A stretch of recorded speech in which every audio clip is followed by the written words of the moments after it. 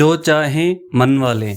کسی کام میں شدید رکاوٹ ہو، کسی آفیسر سے جائز بات منوانی ہو، کوئی گم شدہ فریاد یا چیز واپس لانی ہو، شریر جگہ، انسان، جانور یا جنات کے شر سے بچنا ہو، دشمن کی آنکھوں سے اوجھل ہونا ہو، حفاظت اور حصار کے لیے لاجواب آیت ہے، بے شمار کی آزمودہ ہے، آپ بھی آزمائیں۔